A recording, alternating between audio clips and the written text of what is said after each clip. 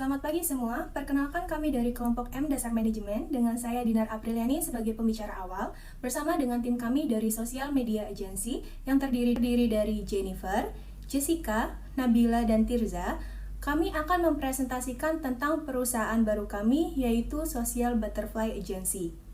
Di era di mana interaksi sosial telah menjadi salah satu bagian terpenting dalam kehidupan sehari-hari kita, kami di Social Media Agency percaya bahwa setiap interaksi memiliki potensi untuk menjadi peluang bisnis yang tak terbatas.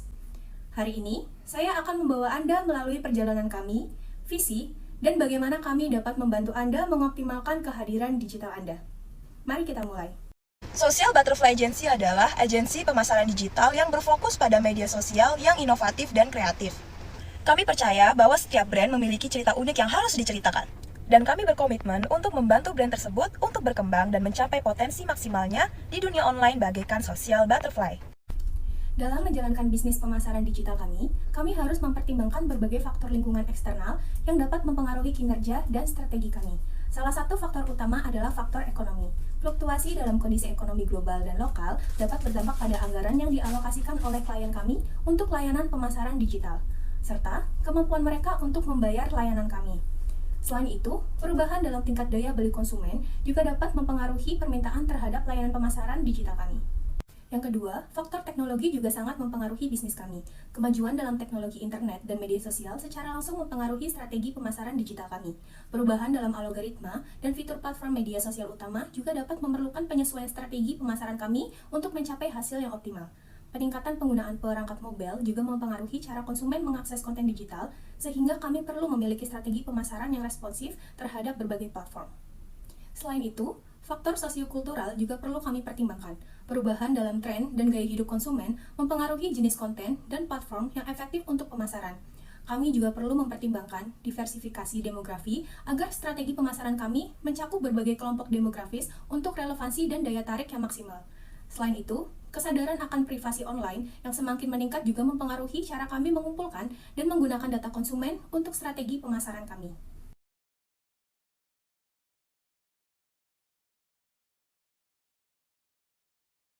Di sini saya akan menampilkan SWOT analisis dari Social Butterfly Agency. Yang pertama adalah strength atau kekuatan dari Social Butterfly Agency. Yang pertama, memiliki pengalaman dan keahlian tim dalam strategi dan manajemen media sosial. Yang kedua, kami memiliki koneksi yang kuat dengan influencer dan platform media sosial. Yang ketiga, kami memiliki kemampuan yang kreatif dalam menciptakan konten yang menarik. Yang keempat, kami menganalisis data yang mendalam untuk memberikan wawasan kepada klien. Dan yang terakhir, fleksibilitas dalam menyesuaikan strategi dengan cepat.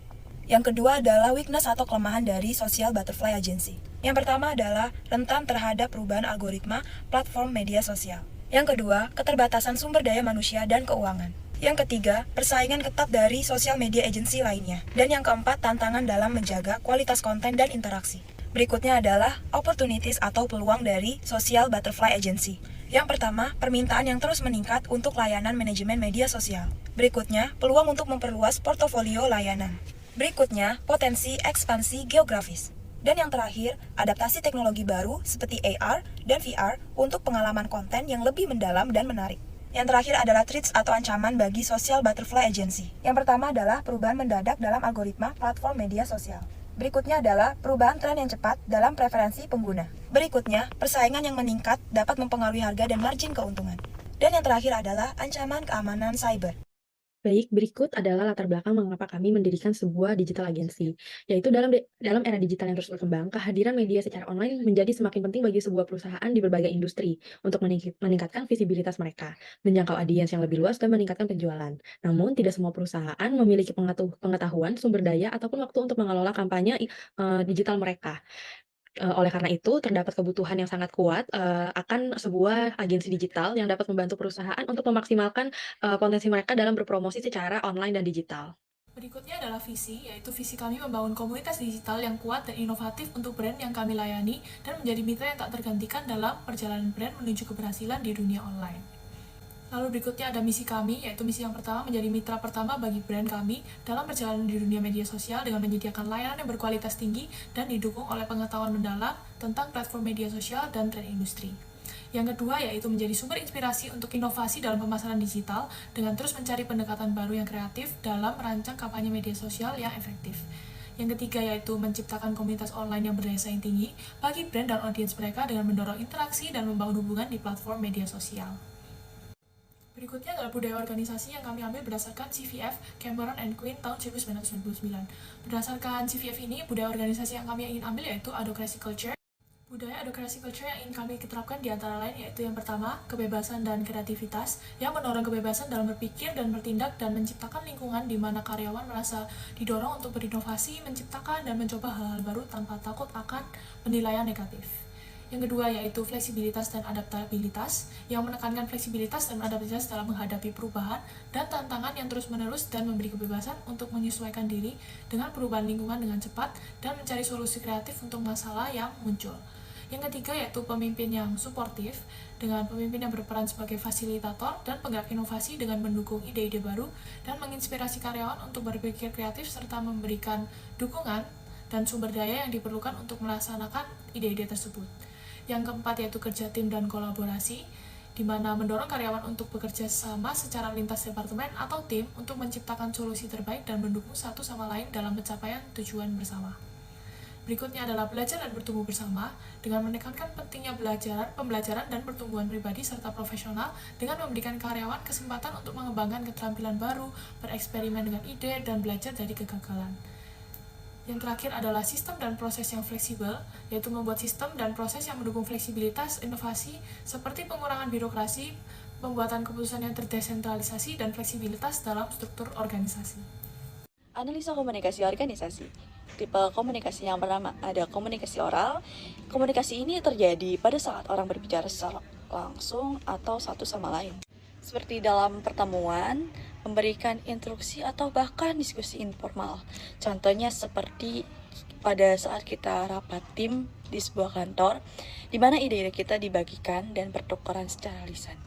Yang kedua, komunikasi tertulis. Jenis komunikasi ini melibatkan penggunaan kata-kata yang tertulis seperti pesan WhatsApp atau email, terutama ketika pesan tersebut memiliki tingkat penting, misalnya seperti pengiriman email kepada klien untuk memberikan perincian proyek harus diselesaikan. Yang ketiga, ada komunikasi nonverbal. Komunikasi ini mencakup semua pesan yang disampaikan tanpa menggunakan kata-kata, melainkan melalui bahasa tubuh, ekspresi wajah, atau bahkan nada suara. Contohnya, seperti ketika seseorang mengangguk sebagai tanda setuju atau menggeleng sebagai tanda ketidaksetujuan tanpa mengucapkan sepatah kata pun. Nah, selanjutnya ada faktor yang mempengaruhi komunikasi interpersonal. Yang pertama, ada pengaruh sosial. Merujuk pada norma, nilai, dan ekspektasi sosial yang mempengaruhi cara individu berkomunikasi. Ini mencakup budaya, latar belakang sosial, dan faktor-faktor lainnya yang mempengaruhi dinamika komunikasi antara individu. Yang kedua ada persepsi. Cara individu ini menafsirkan dan memahami informasi yang diterima. Persepsi seseorang tentang dirinya sendiri, orang lain, dan situasi dapat mempengaruhi cara mereka berkomunikasi dan berinteraksi. Yang ketiga, keterlibatan dalam interaksi. Tingkat keterlibatan atau keterlibatan individu dalam interaksi komunikasi mempengaruhi seberapa efektif pesan yang disampaikan atau yang diterima. Keterlibatan ini yang sangat amat tinggi dapat meningkatkan pemahaman dan keterlibatan dalam proses komunikasi. 4. Desain organisasi. Struktur organisasi atau aturan dan kebijakan mempengaruhi bagaimana komunikasi ini terjadi di dalam suatu organisasi. Desain organisasi yang efektif dapat mendorong komunikasi yang terbuka dan kolaboratif antara anggota tim dan departemen. Peran komunikasi dalam organisasi adalah untuk memfasilitasi aliran informasi, koordinasi kerja, pengambilan keputusan yang efektif, pembentukan budaya perusahaan, kepemimpinan yang efektif, pengembangan hubungan yang kuat antar anggota tim, serta memecahkan masalah dan mengatasi konflik. Dengan kata lain, komunikasi ini menjadi tulang punggung bagi kelancaran dan kebersihan operasional organisasi. Kemudian kami juga memberikan struktur organisasi kami, yaitu ada Jennifer sebagai director, lalu ada Nabila sebagai Chief Marketing Officer kami, lalu ada saya sebagai Digital Marketing Manager, ada Dinar sebagai Content Lead, ada Yunita sebagai Performance Lead, dan Tirza sebagai SEO Lead. Dan juga ada staff-staff yang membantu kami dalam menjalankan digital agency ini. Saya akan menjelaskan mengenai strategi marketing dari Social Butterfly Agency. Saya akan menjelaskan tentang etika dalam strategi dan marketing perusahaan agensi. Yang pertama, privasi dan keamanan data. Kami selalu memperlakukan data pelanggan dengan sangat hati-hati, dan kami mematuhi semua regulasi privasi yang berlaku.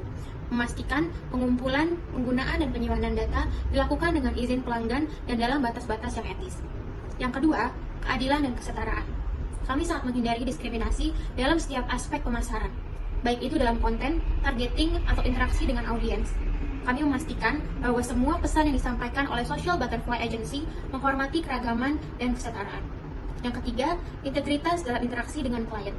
Kami menjaga integritas dalam hubungan dengan klien, termasuk dalam penawaran, layanan, kontrak, dan pembayaran. Kami menghindari praktik-praktik yang tidak etis, seperti menjanjikan hasil yang tidak realistis atau menipu klien dengan biaya yang tidak jelas. Selanjutnya, kehormatan terhadap hak cipta dan hak kekayaan intelektual. Kami pastikan untuk menghormati hak cipta dan hak kekayaan intelektual orang lain dalam semua konten yang kami bagikan atau gunakan dalam kampanye pemasaran kami. Kami tidak menggunakan konten tanpa izin atau mencuri ide dari orang lain. Lalu yang terakhir, tanggung jawab sosial. Kami mempertimbangkan dampak sosial dari kampanye pemasaran kami, dan kami memastikan untuk mempromosikan pesan yang positif dan membawa dampak yang baik bagi masyarakat luas.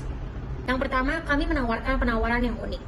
Penawaran unik dari Social Butterfly Agency yang kami buat sangat membedakan kami dari pesaing yang lain. Mungkin ini termasuk pendekatan kreatif untuk campaign media sosial kami, menggunakan teknologi terbaru, atau juga pemahaman yang mendalam tentang tren digital terkini. Lalu yang kedua, pemasaran konten. Pada pemasaran konten, kami membuat dan membagikan konten berkualitas tinggi yang relevan dan menarik di berbagai platform media sosial kami.